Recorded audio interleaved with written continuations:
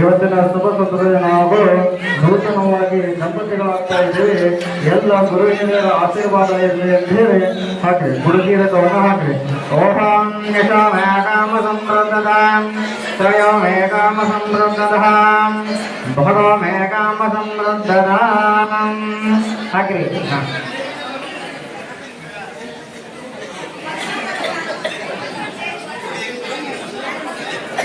शासनान सनकवेः तस्माः विराजायत विराजो अधिपुरुषाः तथातो अन्तरिक्षताः तस्मान् रुद्राजायतः चन्द्रमा मनसो जातः चक्षुस्सूर्योजातः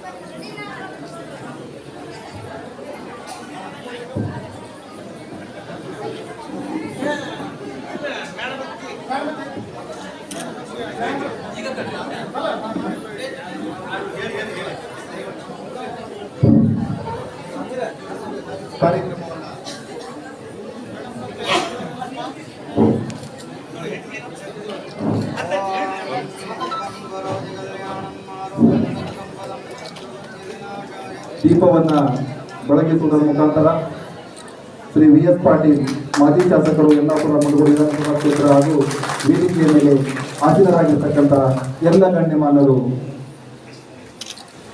14 ಜೋಡಿ ಇವತ್ತ ಸಪ್ತಪದಿ ತುಳಿಯುವಂತ ಸಮಯ. ಹಿರಿಯರ ಆಶೀರ್ವಾದ ಮತ್ತು ಸ್ವಾಮೀಜಿಯರ ಆಶೀರ್ವಾದ. ಸಂಘಟನೆಗಳು 51 ಜೋಡಿ ಮಾಡಬೇಕನ್ನೋ ಅಭಿಲಾಷೆಯಲ್ಲಿ ಇದ್ರು. ಸಾಕಷ್ಟು ಕನ್ಯೆ ಕೊರತೆ ಇರೋದ್ರಿಂದ ಜೋಡಿಗಳಾಗಿಲ್ಲ. ಇನ್ನು ಮುಂದೆ ಸಂಘಟಕರು ಸಾಮೂಹಿಕ ಲಗ್ನ ಮಾಡ್ಬೇಕಂದ್ರೆ ಕನ್ಯೆ ಅವರ ಹುಡುಕಿ ಹೊರ ಹೆಸರು ಮಾಡಿದ್ರೆ ಮಾತ್ರ 51 ಆಗಲಿಕ್ಕೆ ಸಾಧ್ಯ. ಕನ್ಯೆ ಕೊರತೆ ಸಾಕಷ್ಟು ಕಡೆ ಕೊಡ್ತಿದೆ. ಹಿಂದೆಲ್ಲ ದೇಶಪಾಂಡೆಯರಿರ್ಬೋದು, ಸಂತೋಷ್ ಲಾಡ್ ಇರ್ಬೋದು, ಸಾವಿರಾರು ಸಾಮೂಹಿಕ ಲಗ್ನವನ್ನು ಮಾಡಿದ್ದನ್ನು ನೋಡಿದ್ದೇವೆ. ಇತ್ತಿತ್ತಲಾಗ ಬಹಳಷ್ಟು ಬದಲಾವಣೆ ಆಗಿದೆ. ಏನು ಸ್ವಾಮೀಜಿಯವರ ಮಾತಾಜಿಯವರ ಆಶೀರ್ವಾದದಲ್ಲಿ ಇವತ್ತೆಲ್ಲ ನೀವು ಸಪ್ತ ಜೋಡಿ ಆಗಿದ್ದೀರಿ. ನಿಮಗೆ ಒಳ್ಳೆಯ ರೀತಿ ದೇವರು ಮುಂದಿನ ದಿನದಲ್ಲಿ ಏನು ನಿಮಗೆ ಹುಟ್ಟುವಂಥ ಮಕ್ಕಳು ಅವರ ಆಶೀರ್ವಾದದಿಂದ ಸಮಾಜದಲ್ಲಿ ಒಳ್ಳೆಯ ಪ್ರತಿಷ್ಠಿತ ಹೆಸರನ್ನು ಪಡೆಯುವಂಗ ನಿಮ್ಮ ಮಕ್ಕಳಾಗಲಿ ಅಂತೇಳಿ ಹಾರೈಸಿ ಹೆಚ್ಚು ಮಾತನಾಡದ ಸ್ವಾಮೀಜಿಯವರು ಮಾತಾಡೋದ್ರ ನಿಮಗೆ ದೇವರು ಒಳ್ಳೆಯದು ಮಾಡಲಿ ಅಂತೇಳಿ ಎಲ್ಲರೂ ಹಿರಿಯರಲ್ಲಿ ಇವತ್ತು ನೀವೇನು 14 ಜೋಡಿಯಲ್ಲಿ ಆಶೀರ್ವಾದ ಪಡ್ಕೊಂಡು ಸಮಾಜದಲ್ಲಿ ಗಣ್ಯ ವ್ಯಕ್ತಿಗಳು ನೀವು ನಿಮ್ಮ ಮಕ್ಕಳಾಗಲಿ ಅಂತಾರೆ. ನಾನು ಯಾರು ಮಾತು ಮುಗಿಸ್ತೇನೆ.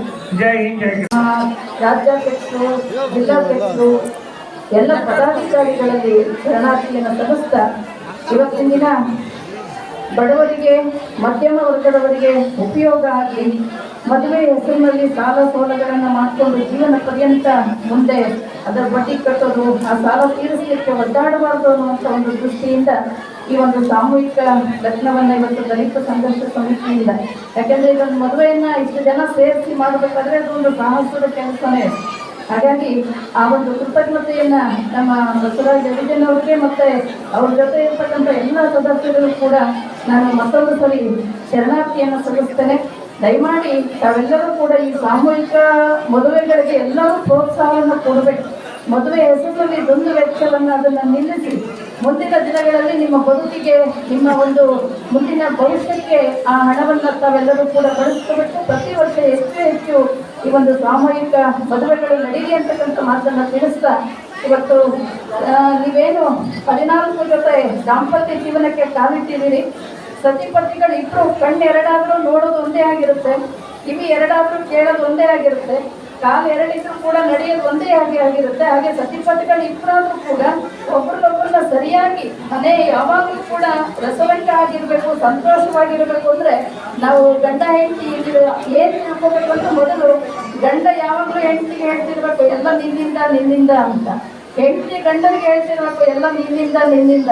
ನೀವಿಬ್ರು ಹಿಂಗೆ ಹೇಳ್ತಿದ್ರಿ ಅಂದ್ರೆ ಮನೆ ಯಾವಾಗಲೂ ಸಮೃದ್ಧಿಯಾಗಿರ್ತದೆ. ಯಾವಾಗಲೂ ನನ್ನಿಂದ ಅಂದ್ರೆ ಮನೆಯಲ್ಲಿ ರಣರಂಗ ಆಗ್ತದೆ. ಹಾಗಾಗಿ ಸತಿಪತಿಗಳು, ನಮ್ಮ ಬೆಳ್ಳಣ್ಣವರು ಹೇಳಿದ್ರು, ಸತಿಪತಿಗಳು ಒಂದಾದ ಭಕ್ತಿ ಹಿತವಾಗಿ ಕುದಿಸಿಕೊಂಡು, ಸತಿಪತಿಗಳು ಒಂದಾಗದ ಭಕ್ತಿ ಅಮೃತದೊಳು ವಿಷವಗೊಳಿಸಿದಂತೆ ಕಾಣ, ದಂಪತಿ ಏಕೋಭಾವವಾಗಿದ್ದಲ್ಲಿ ಗುಹೇಶ್ವರದಿಂದ ಕಾಣಬಂದಿತ್ತು ಅಂತ. ಸತಿ ಪುರುಷರಿಬ್ಬರು ಪ್ರತಿಕೃಷ್ಟಿಯಾಗಿ ಮಾಡಬಲ್ಲಡೆ ಅದೇ ಮಾತ ಕೂಡ ಸಂಗಮ ದೇವರ ಒಕ್ಕೂಟ ಅಂತ. ಹಾಗಾಗಿ ತಾವೆಲ್ಲರೂ ಕೂಡ ಮುಂದಿನ ನಿಮ್ಮ ಮಕ್ಕಳು, ನಿಮ್ಮ ಭವಿಷ್ಯಕ್ಕೆ ಆದರ್ಶ ದಂಪತಿಗಳಾಗಿ ತಾವೆಲ್ಲರೂ ಕೂಡ ಬಾಳ್ವಿ ಅಂತಕ್ಕಂಥ ಮಾತನ್ನು ತಿಳಿಸ್ತಾ, ತಮ್ಮೆಲ್ಲರಿಗೂ ಪುಟ್ಟ ಬಸವ ಅಂಬೇಡ್ಕರ್ ಒಂದು ಸನ್ಮಂಗಳವನ್ನ ಉಂಟು ಮಾಡಲಿ ಅಂತಕ್ಕಂಥ ಮಾತನ್ನು ತಿಳಿಸ್ತಾ ನಾನು ಮಾತನ್ನು ಮುಗಿಸ್ತೇನೆ. ಸಮಾಜ ಮುಖ್ಯವಾಗಿ ಕೆಲಸ ಮಾಡಬೇಕನ್ನುವಂಥ ನಿಟ್ಟಿನಲ್ಲಿ ದಲಿತ ಸಂಘರ್ಷ ಸಮಿತಿ ಹೆಸರಿನಲ್ಲಿ ಸಾಮೂಹಿಕ ಕಲ್ಯಾಣ ಮಹೋತ್ಸವವನ್ನು ಮಾಡ್ತಾ ಇದ್ದಾರೆ ಅಂತ ಹೇಳಿದ್ರೆ, ಈ ಸಂಘಟನೆ ಮೇಲೆ ನಮಗೊಂದು ಭರವಸೆ ಇದೆ. ಆ ಕಾರಣಕ್ಕೋಸ್ಕರ ನಾವೆಲ್ಲರೂ ಕೂಡ ಭಾಗವಹಿಸಿದ್ದೀವಿ ಅಂತ ಹೇಳಿ. ಇನ್ನು ಬಹಳಷ್ಟು ಜನ ಇವತ್ತು ಸುಮಾರು 10-15 ಜನ ನೂತನ ವಧುವರು ನೂತನ ಜೀವನಕ್ಕೆ ಪಾದಾರ್ಪಣೆಯನ್ನು ಮಾಡ್ತಾ ಇದ್ದೇವೆ. ನಿಮ್ಮ ಜೀವನದಲ್ಲಿ ಮದುವೆ ಅನ್ನುವಂಥದ್ದು ಒಂದು ಘಟ್ಟದಲ್ಲಿ ಮಾತ್ರ ಬರುತ್ತೆ. ಬಾಲ್ಯ ಬರುತ್ತೆ, ಯೌವನ ಬರುತ್ತೆ, ಮುಪ್ಪು ಬರುತ್ತೆ. ಅದರ ಮಧ್ಯೆ ವಿವಾಹ ಬಂಧನ ಅನ್ನುವಂಥದ್ದು ಒಂದು ಬರುತ್ತೆ. ನಾವೆಲ್ಲರೂ ಕೂಡ ಚಿಂತನೆ ಮಾಡಿದ್ವಿ, ವಿವಾಹ ಹೇಳಿದ್ರೆ ಅದು ಬಂಧನ ಅಲ್ಲ, ನಮ್ಮ 2ನೇ ಹಂತದ ಜೀವನಕ್ಕೆ ನಾವು ಪಾದಾರ್ಪಣೆಯನ್ನು ಮಾಡ್ತಾ ಇರ್ತೀವಿ.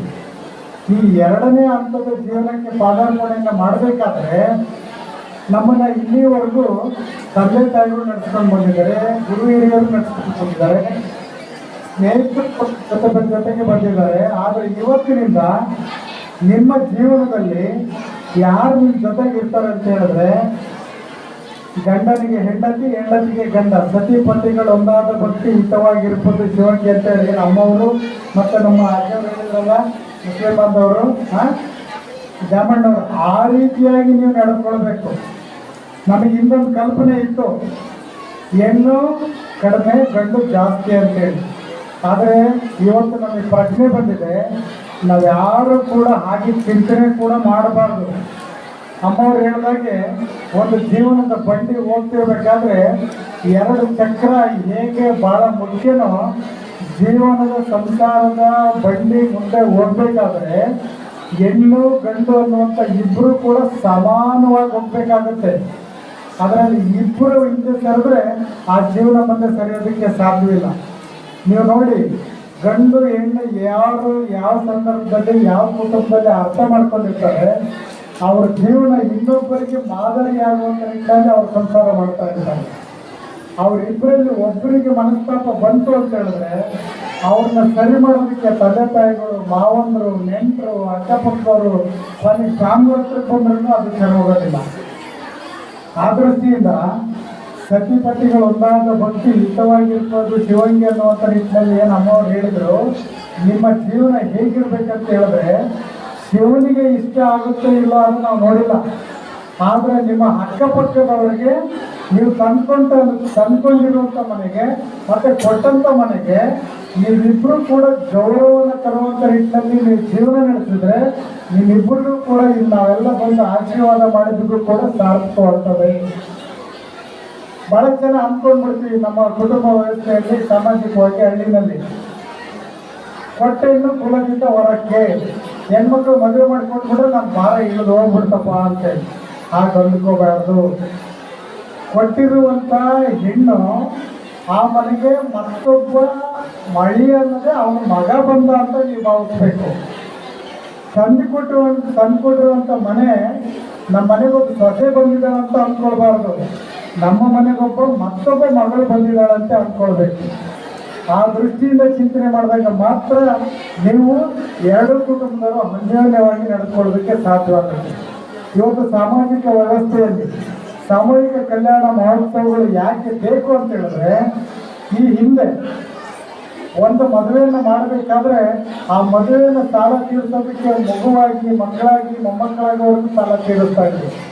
ಆ ನಿಟ್ಟಿನಲ್ಲಿ ಚಿಂತನೆ ಮಾಡಿದಂಥ ಮಠಮಾನ್ಯಗಳು, ಸಂಘ ಸಂಸ್ಥೆಗಳು ಎಲ್ಲರೂ ಕೂಡ ಚಿಂತನೆ ಮಾಡಿದ್ದು ಸಾಮೂಹಿಕ ಸರಳ ಕಲ್ಯಾಣ ಮಹೋತ್ಸವಕ್ಕೆ ಆದ್ಯತೆಯನ್ನು ನೀಡುವ ಮೂಲಕ ಸಾಮಾಜಿಕ ವ್ಯವಸ್ಥೆಯಲ್ಲಿ ಆರ್ಥಿಕವಾಗಿರುವಂಥ ಒಂದು ಹೊರೆಯನ್ನು ತಗ್ಗಿಸ್ಬೇಕಂತೇಳಿ ಚಿಂತನೆ ಮಾಡಿ ನಮ್ಮ ಹಿಂದಿನವರು ಇದನ್ನ ಆರಂಭ ಮಾಡಿದಂಥ ಸಂದರ್ಭವೇ ಸಾಮೂಹಿಕ ಕಲ್ಯಾಣ ಮಹೋತ್ಸವ. ಬಹಳ ಜನ ಅಂದ್ಕೊಳ್ತೀವಿ ಸಾಮೂಹಿಕ ಕಲ್ಯಾಣ ಮಹೋತ್ಸವದಲ್ಲಿ ಭಾಗವಹಿಸಿದ್ರೆ ಯಾರೋ ಒಬ್ಬರು ತಪ್ಪು ತಿಳ್ಕೊಳ್ತಾರೆ ಅಂತೇಳಿ. ಇವತ್ತು ಅಮೇರಿಕ ದೊಡ್ಡ ದೊಡ್ಡ ದೇಶಗಳವರು ಕೂಡ ಸಾಮೂಹಿಕ ಸರಳ ಕಲ್ಯಾಣ ಮಹೋತ್ಸವದಲ್ಲಿ ಬಂದು ಭಾಗವಹಿಸಿ ದುಂದು ವೆಚ್ಚಕ್ಕೆ ಕಡಿವಾಣವನ್ನು ಮಾಡಿ ಆ ಹಣವನ್ನು ಸಮಾಜಮುಖಿ ಕೆಲಸ ಕಾರ್ಯಗಳಿಗೆ ಸದುಪಯೋಗ ಮಾಡ್ತಾರೆ ಅನ್ನುವಂಥದ್ದು ಬಹಳ ಮುಖ್ಯವಾಗಿ ಚಿಂತನೆ ಮಾಡಬೇಕು. ಆ ನಿಟ್ಟಿನಲ್ಲಿ ನೀವು ಚಿಂತನೆ ಮಾಡೋದಾದ್ರೆ ಕಲ್ಯಾಣ ಮಹೋತ್ಸವದಲ್ಲಿ ಇವತ್ತೇನು ಭಾಗವಹಿಸಿದ್ದೀರಿ, ನೀವು ಆರ್ಥಿಕ ಹೊರೆಯನ್ನು ತಗ್ಗಿಸೋದ್ರ ಜೊತೆಗೆ ನೀವೆಲ್ಲ ಅತಿಥಿ ಮಾನ್ಯರನ್ನ ನೀವೆಲ್ಲರೂ ಕೂಡ ಇವತ್ತು ನಿಮ್ಮ ಸಮ್ಮುಖದಲ್ಲಿ ಕುಳಿತುಕೊಂಡಿದ್ದೀರಿ. ನಿಮ್ಮ ಮನೆ ಮುಂದೆ ಕಲ್ಯಾಣ ಮಹೋತ್ಸವ ನಡೆದಿದ್ರೆ ನಾನು ಬರ್ತಿರ್ಲಿಲ್ಲ, ಅಮ್ಮ ಬರ್ತಿರ್ಲಿಲ್ಲ, ದಾಮಾಜಿಗಳು ಬರ್ತಿರ್ಲಿಲ್ಲ, ಮಾಜಿ ಶಾಸಕರು ಬರ್ತಿರ್ಲಿಲ್ಲ, ಅತಿಥಿಗಳು ಕೂಡ ಬರ್ತಾ ಇರಲಿಲ್ಲ. ಈ ಕಲ್ಯಾಣ ಮಹೋತ್ಸವದ ಪ್ರಯೋಜನವನ್ನ ಆರ್ಥಿಕವಾಗಿ ಸ್ಥಿತಿವಂತರಲ್ಲದ ಮತ್ತು ಸ್ಥಿತಿವಂತರು ಕೂಡ ಪ್ರತಿಯೊಬ್ಬರು ಕೂಡ ಇದನ್ನ ಸದ್ಬಳಕೆ ಮಾಡಿಕೊಂಡಾಗ ಮಾತ್ರ ಈ ಕಲ್ಯಾಣ ಮಹೋತ್ಸವವನ್ನು ಏರ್ಪಡಿಸೋದಕ್ಕೆ ಒಂದು ಮಾದರಿಯಾಗುವಂಥ ಎಲ್ಲ ಸಂಘಟನೆಗಳಿಗೂ ಕೂಡ ಉತ್ಸಾಹ ಬರ್ತದೆ ಅನ್ನುವಂಥದ್ದು. ಆ ನಿಟ್ಟಿನಲ್ಲಿ ನೀವು ಚಿಂತನೆ ಮಾಡಿ, ನಾವೆಲ್ಲರೂ ಕೂಡ ಚಿಂತನೆ ಮಾಡಬೇಕು.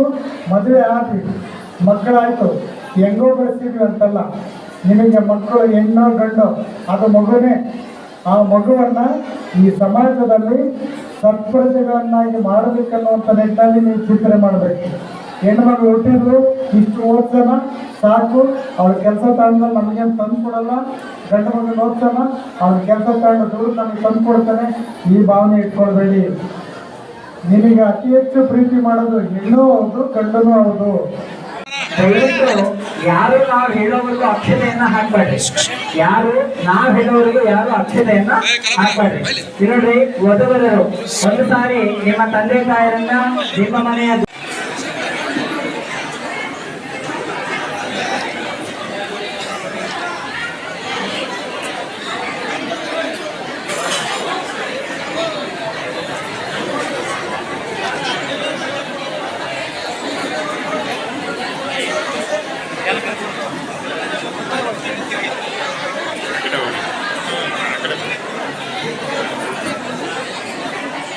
ಅಭಿವೃದ್ಧಿಯಲ್ಲಿ ಬಾಂಧವ್ಯವನ್ನು ಹಿಡ್ಕೋಬೇಕು. ಅವರು ತಪ್ಪಿಸ್ಕೊಡ್ರಮ್ಮ, ಹೂ ತಪ್ಪಿಸ್ಕೊಡ್ರಮ್ಮ.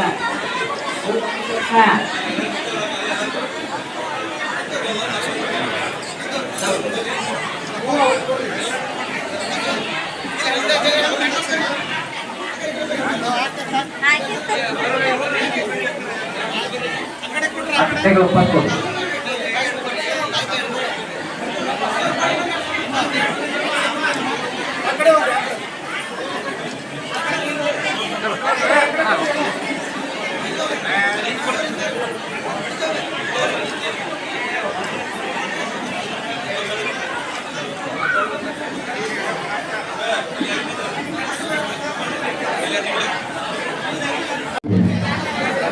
ಐತಿಹಾಸಿಕ ಕಾರ್ಯಕ್ರಮಕ್ಕೆ ನಾಂದಿಯನ್ನು ಹಾಡ್ತಾ ಇದ್ದಾರೆ. ಈಗ ಶ್ರೀಗಳ ಆಶೀರ್ವಾದಗಳೊಂದಿಗೆ ನವ ವಧುವರರಿಗೆ ಆಶೀರ್ವಚನವನ್ನು ನೀಡ್ತಾರೆ. ಅದಾದ ನಂತರ ತಾವು ಇದನ್ನು ನಿರ್ಮಿಸಬಹುದು.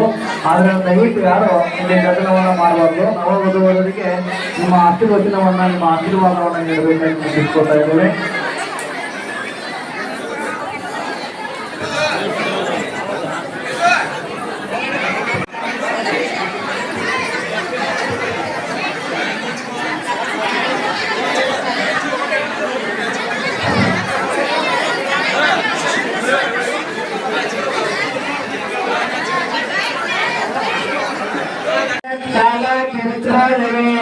रक्षातोपनिषत्सरञ्जपनिदं विश्वश्चपापारजं वस्मै तस्मदे मधोदविन्दनं मौलिकरोगप्रदं रुद्राणे रमणप्रियं तदं कुर्यात् माङ्गल्यं दन्तदानेन भवदेव हेतुना कण्ठे बध्नामि शुभगेत्रं देवश्चरदक्षरं माङ्गल्यकारणमहत्वस्तु सुमहार्थमस्तु तदेव लग्नं श्रीयन्तु देवाः ताराबलं चन्द्रबलं देवाः विद्याबलं दैवबलं देवाः गौरेव देते कृतं स्मरामि शुभमस्ते सावधान सुलग्ना सावधान श्री पार्वती परमेश्वरयां सावधानं जयमंगलं जयमा पार्वती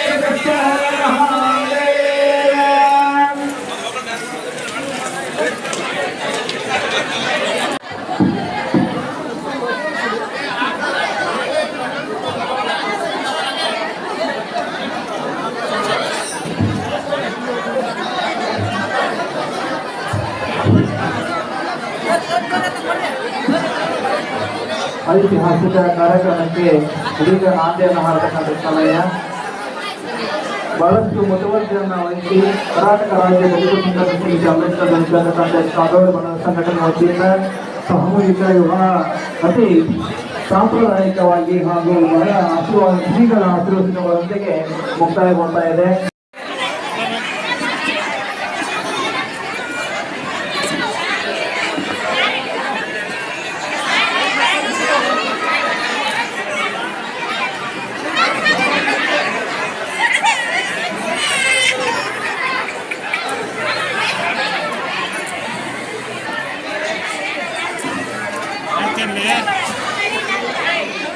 Oke lah.